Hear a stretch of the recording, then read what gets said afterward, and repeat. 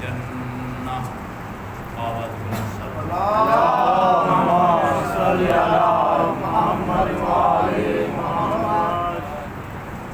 نعرہ تکبیر، اللہ اکبر. نعرہ رسالت، یا رسول اللہ، نعرہ حیدری، یا حیدری. تقدیسیت اسلام کے لیے اور ہدیہ کربلا پیش کرنے کے لیے آواز بلند صلوات. اللہم صلی علی محمد وآل محمد. میرے عزیزان برادر ایمانی، یقیناً یہ ایام محتاج تعارف نہیں، لیکن ان ایام میں اپنے آپ کو ایکٹیویشن میں لانا، ان ایام میں اپنے آپ کو ان دروس میں، ان خاص یہ ہماری تربیت کے دن ہیں، یہ عزاداری کے دن، عزاداری کے دن، لیکن یاد رکھیے ان 2 ماہ میں محرم الحرام اور صفر المظفر، یہ 2 ماہ سیرت سید الشہداء کی طرف سے ہمارے لیے یہ تربیت کیمپ لگائے گئے، اور یہ ٹریننگ سنٹر، یہ تربیت کیمپ، یہ وہ کیمپ ہیں جو ہماری روح کی تازگی اور روح کی فرسودگی، روح کی طاقت کا ذریعہ بنتے ہیں. اور ادر ڈیز جو ہوتے ہیں وہ دوسرے ہم تمام ایام مختلف دنوں میں مناتے ہیں، کبھی ولادت کے ایام آتے ہیں، کبھی شہادت کے، یہ مطلقاً سید الشہداء سے منسوب ہے. اور ان ایام میں ہمیں کیا ذمہ داریاں، ہمیں کیا کرنا ہے؟ بس اگرچہ میرا ٹائم تو کچھ 5-7 منٹ سے بڑھا کر 15 منٹ تک لے گئے ہیں آغا صاحب، آغا سید، تو مولوی کو یہ زیب نہیں دیتا کہ 7 منٹ یا 15 منٹ، یہ ایسے سمجھے جیسے ذاکر کو ایک دوڑا پڑھنے کے لیے دیا جاتا ہے. تو یہ وہ چیز نہیں ہے. اول تو مولانا کو پہلے پروگرام دینا ضروری ہوتا ہے کہ قبلہ آپ اس ٹائم میں ہمیں ٹائم دیں گے اور کچھ یہ ہدیہ صلوات اور درود السلام پیش کریں گے. پہلی تو یہ چیز ہوتی ہے، ہمارے نظم و ضبط کا حصہ ہے. پھر اس کے بعد پھر فرض یہ ہمارے اوپر ذمہ داری آ بھی جاتی ہے. ہم بھی ایسے نہیں ہوتے کہ الے بے والا قاعدہ پڑھ کے آپ کو الے بے ہی سناتے ہیں. اللہ کا شکر ہے، یہ میرے مولا شاہ فرحسان کا احسان ہے. ام المقدس کی سرزمین سے ہم نے کسب فیض علم، حوضہ فیضیہ جس میں آغا امام خمینی علیہ الرحمہ، وہاں خود بھی پڑھے اور آگے پڑھایا بھی صحیح. اتفاق سے بندہ ناچیز بھی ان کے فرزند آغا حسن خمینی، ان کا شاگرد آپ کے سامنے سبق سنانے کے لیے معصومہ قوم کے وہ پائے اقدس میں ہم نے جو یہ علم خیرات سمجھ کر حاصل کیا، اس حوالے سے ہم سبق سناتے رہتے ہیں. اور کہیں بھی موقع مل جائے الحمدللہ ان کی عطا ہوتی ہے. بیک اپ ہمارا وہ ہے جس وجہ سے ہم گھبراتے نہیں کہ جس وقت بھی ہمیں کہیں کہ قبلہ ابھی اٹھ کے بھی کتاب شروع کرتے تو ہم آتے ہیں. باقی یہ چیزیں کہ ہم اپنے اوقات کو منظم رکھنے کے لیے، منظم قوم ہونے کے لیے ہمیں چاہیے کہ ہم اپنے من حیث القوم اپنا ڈسپلن ضرور یوز کریں. نماز میں، قرآن میں اور مجالس میں اور دیگر اوقات ہمارے بیٹھنے اٹھنے کے سارے اوقات اگر ہم بر وقت کریں تو مولا کائنات حضرت علی بن ابی طالب علیہ السلام ایسے نہیں کہہ دیا نہج البلاغہ میں کہ اپنے اوقات معین کرو جس سے تمہیں ترقی کی راہ ملے گی، سکون ملے گا. اور وہ کیا ہے کہ اپنے اوقات کو 3 حصوں میں بانٹو. پہلا حصہ عبادت کے لیے معین کرو، دوسرا حصہ اپنے گھر کے لیے معین کرو، اپنے بچوں کو ٹائم دو، پورا دو۔ یہ نہیں کہ کہو جی وہ میرا وزیر اعلیٰ اس میں فلاں کام پڑ گیا، میرا وزیر اعظم کے پاس جانا ہے اور میں نے ڈی آئی جی کے پاس جانا ہے۔ بیوی کو سارا سال ڈرانے سے ایسے نہیں گزارا ہوتا۔ یہ اس کے اصول ہیں جو آپ اصول توڑ رہے ہو۔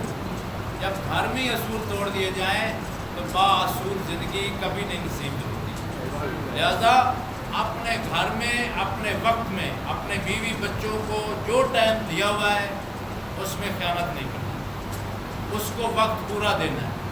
پھر تیسرا مولا فرماتے ہیں ذریعہ معاش کے لیے اپنے آپ کو معین کرو۔ جہاں بھی آپ اپنی معیشت مضبوط کرنا چاہتے ہو، زندگی کے ایام کو بہتر کرنا چاہتے ہو، ان ایام کو معین کرو۔ یہ نہیں کہ آپ گھر کے اوقات میں معیشت کے اوقات میں چلے جائیں، معیشت کے اوقات میں نماز میں چلے جائیں، نماز کے اوقات میں معیشت میں چلے جائیں، تو it will be disturbance and confusion in your life. تو ان چیزوں کو ہم درہم برہم کر کے چلا لیا، زندگی کی کھچڑی پکا کے ہم بہت بڑے شاطر اور ہوشیار لوگوں میں شامل ہو جائیں گے کہ ہم کہیں گے جی میں نماز بھی پڑھ لیتا ہوں، میں بچوں کو بھی ٹائم دے لیتا ہوں، میں کاروبار بھی کر لیتا ہوں۔ قبلہ مجھ سے بڑا کوئی کاریگر اور اتنا ہوشیار مند ہوگا کہ جو اتنی کھچڑی پکا کے الٹے پاؤں چل رہا ہو؟ ایسا نہیں۔ یہ ہمارے لیے درس ہے، یہ سبق ہے۔ بس یہ میں ہم مولا فرماتے ہیں درس عبرت تو بہت ہے، حاصل کوئی کوئی کرتا ہے۔ لہذا ہر اوقات کو خوبصورت بنانے کے لیے ہم اس کے پابند ہو جائیں نا، تو ہر معاشرہ ہمیں سلام دیتا ہوا نظر آئے گا کہ یہ منظم معاشرہ ہے۔ ورنہ جو اس وقت ہمارے خلاف جو پروپیگنڈے کیے جاتے ہیں، بے شیعہ قوم فلاں نٹ بنڈ میراثیوں کا مذہب ہے، کنجروں کا مذہب ہے، اور ایسی وہ رومرز پھیلاتے ہیں، افواہیں پھیلاتے ہیں دشمن کہ جی گھوڑے کی جھاگ چائے میں ڈال کے پیتے ہیں، یہ گھوڑے کی فلاں وہ غلاظت ایسے ڈال کے، یا میت کا پانی وہ چاولوں میں ڈال کے یہ گل پڑاتے ہیں۔ ایسی رومرز، ایسی افواہیں، ایسے پروپیگنڈے، ایسے کاذبین سے خدا محفوظ رکھے۔ جو ایسا، اگر کوئی ایسا شیعہ بھی ہے تو وہ شیعہ بھی نہیں ہے، وہ اپنے مذہب کو بدنام کرنے کے لیے۔ آخر یہ کوفہ میں یاد رکھیے یہ بھی پروپیگنڈا ہے کہ شیعوں نے مولا حسین کو مارا، حالانکہ یہ ایک چھاؤنی ہے جو کہ یزید نے اس وقت چھاؤنی قائم کی ہوئی تھی، اور جو یزید نے پروپیگنڈا تیار کر لیا تھا، ابن زیاد، عمر ابن سعد جیسے بڑے بڑے اس نے چیف تیار کر کے، اس نے اس کوفہ میں ایسی کھلبلی مچا رکھی تھی کہ اصلی شیعہ وہاں سے کوچ کر چکے تھے، اور وہاں پروپیگنڈا کی لائن میں اور انعام لینے والے لوگ وہاں بسائے جا رہے تھے، جو کہ مولا حسین کو قتل کرنے کے منصوبے میں شامل ہو رہے تھے، اور ہر بات میں یس مین ہونے والے تھے۔ یاد رکھیے معاشرے میں، مذہب میں یس مین نہ بنے، ایک ایسا یس مین بنے کہ جس میں اسلام، اللہ رسول راضی ہو رہے ہوں، اس میں یس کر دیں، وگرنہ انکار کرے مولا حسین کے انکار کی طرح۔ اور یہ وہی موقع ہے کہ جب یزید نے کتنے حربے استعمال کیے، مولا کی طرف کتنے چیف آرمی بھیجے، اور ہمارے پاس ابھی کوئی ایس پی آ جائے یا کوئی ایس ایچ او آ جائے تو ہم اسی وقت میلٹڈ مائنڈ ہو جاتے ہیں۔ ایس ایچ او آیا جی اس کی بات سننی پڑے گی، ایس پی آیا جی اس کی بات سننی پڑے گی، چاہے وہ باطل لے کر آیا ہے ہمیں اس کی بات سننی پڑے گی۔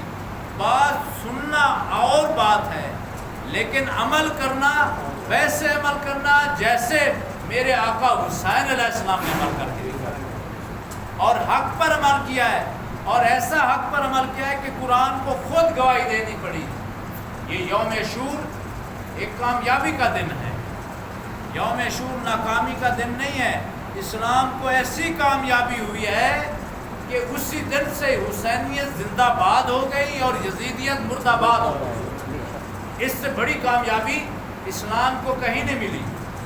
لیکن یاد رکھیے قرآن نے بھی اسی ثناخانی میں کہہ دیا قُلْ جَاءَ الْحَقُّ وَزَهَقَ الْبَاطِلُ إِنَّ الْبَاطِلَ كَانَ زَهُوقًا، کہ جب سجدہ شبیری میں میرے آقا حسین نے سبوح قدوس و رب الملائکۃ والروح کی آواز بلند کی تھی تو عرش معلیٰ پر بھی لبیک کی آواز آنے لگی کہ یا ایھا الانسان ما غرک بربک الکریم۔ پھر ایک آواز ایسی آئی یا ایھا النفس المطمئنہ ارجعی الی، یہ خدا کی طرف سے کیسا لبیک لفظ ہے۔ ہم لبیک یا حسین کہیں تو عیب نہیں ہے، یہ کوئی بیماری نہیں ہے، یہ وہ لبیک ہے جس میں میرے آقا حسین کے کردار پر ہم نے کہنا ہے مولا آپ کا یہ کردار ہمیں پسند ہے، اس میں اللہ کی بھی لبیک ہے۔ اللہ رب العزت نے بھی جب بھی یہ کربلا میں آنا چاہتا ہوں بس 2-4 جملے یہی فضائل کے اور ان کی اہل بیت کی سیرت کے، میں نے حدیث سے سخن آپ کی زیب نظر کیا ہے کہ من احب الحسین فقد احبنی، کہ جو میرے حسین سے محبت کرے گا اس نے میرے ساتھ محبت کی، اور جس نے یہ پاک رسول اللہ صلی اللہ علیہ وآلہ وسلم اور جامع الاخبار میں یہ باقاعدہ مولا کا یہ پاک رسول کا اور عظمت سیرت امام کا یہ بہت بڑا پیغام ہے کہ کوئی ایسے نہیں کہ جو ایسے حسینی بن گئے، وہ الگ بات ہے، کوئی عمل کرنے میں آگے ہے کوئی پیچھے، لیکن ہے تو حسینی۔ تو آپ نے فرمایا جس نے میرے آقا حسین سے محبت کی اس نے میرے ساتھ محبت کی، اور جس نے میرے ساتھ محبت کی اس نے اللہ سے محبت کی، اور جس نے اللہ رب العزت سے محبت کی، آپ کیا سمجھتے ہیں پھر وہ جنتی ہے یا جہنمی؟ اللہ کے اس نظام کو، اس انعام و کرام کو کہ جو حسین اور نانا جیسے حسین کے نانا سے محبت کرے اور وہ کبھی اس عبادت میں، اس انعام میں کبھی محروم نہیں کیا جائے گا کہ وہ جنت میں داخل ہوگا۔ آواز بلند صلوات پڑھیں۔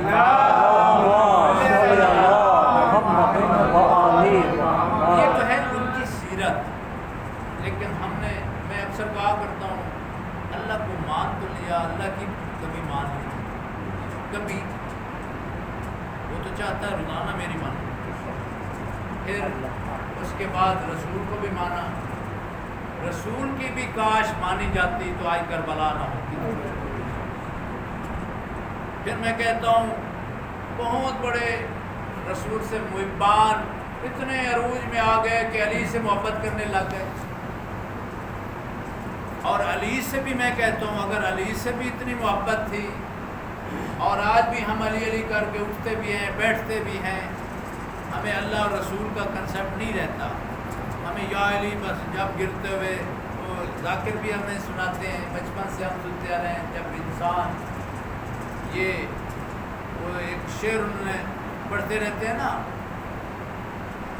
کہ جب انسان گرتا ہے تو نام علی لے کے سنبھل جاتا ہے، تو اس حوالے سے ہم علی علی کر کے بھی اٹھتے ہیں، لیکن یاد رکھیے علی علی کر کے اٹھتے ہیں تو علی کے ساتھ محبت کا اعلان یہ ہے کہ ہم علی کی مانیں، اور علی یا اس کا یہ بہت بڑے بھائی ختم المرسلین، انہوں نے بھی ہمیں یہی حکم دیا ہے، اور علی نے بھی وہی حکم دیا ہے۔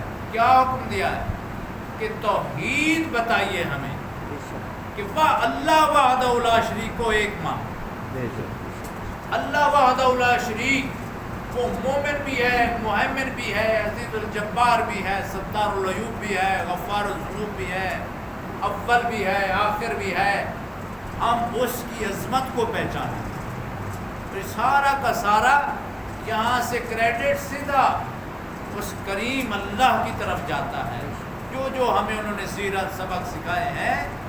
اور اس سائے میں یہ رسول بھی بنے، اللہ کی عبادت کے سائے میں رسول بنے، اس سائے میں یہ امام بنے، اسی سائے میں اماموں نے ہمیں یہ مجتہد دین جو اللہ کے دین کو سمجھ سوچ کر قرآن و احادیث کو ان کی فقہ اور اصول اور تمام ریسرچ کو پیش کر کے پورے اینالائسس کر کے وہ ہمیں یہاں تک پہنچا دیتے ہیں کہ یہ حلال ہے، یہ حرام ہے.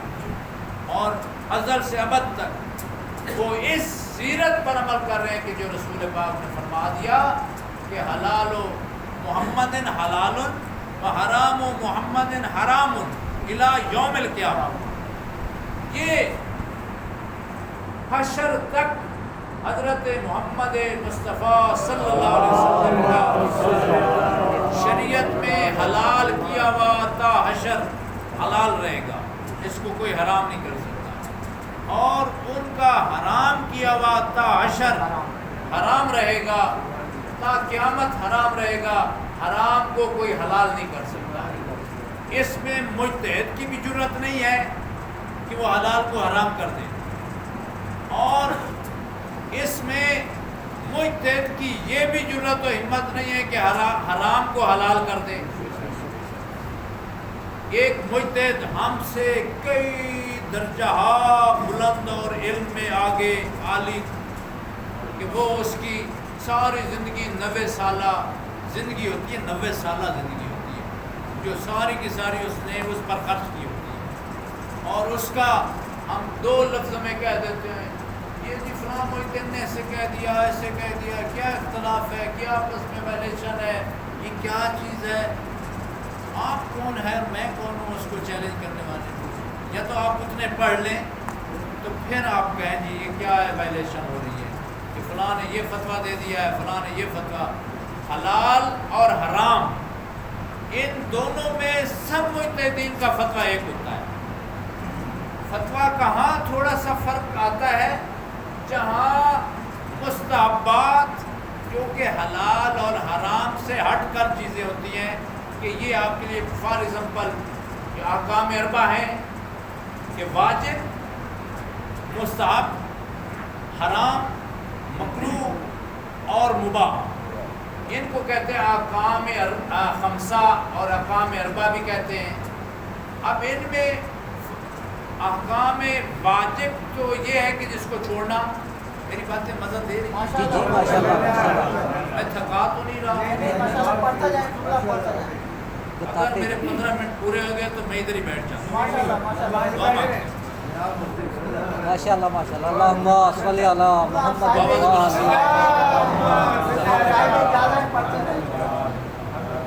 بس میرے بزرگوں دوستوں، یہ وقت پھر نہیں ملتا ایسی محفلوں میں ہم ایک دوسرے کو سبق سنا دیں اور اس پر عمل ہوتا رہے، اور ہم صحیح حلال بتائیں، ہم صحیح حرام بتائیں. تو تا حشر جب تک آپ عمل کرتے رہیں گے یا ہم بتاتے رہیں گے، اس کا صلہ خدا کی طرف سے ہے، اللہ کی طرف سے ایسا اجر عظیم ہے کہ جس نے، میں نے اگلے دن بھی آیت تو سنائی دی تھی کہ من صلح